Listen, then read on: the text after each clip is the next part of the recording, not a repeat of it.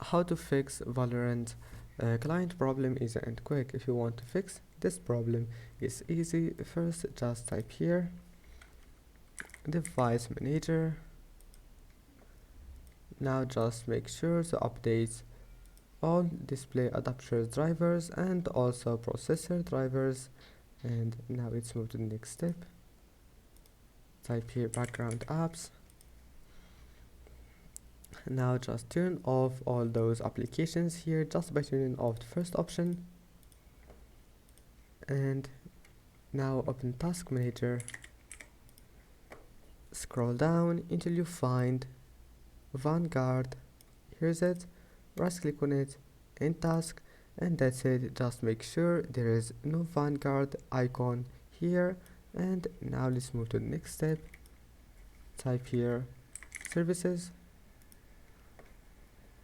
and then scroll down until you find VGC. Right click on it and click start.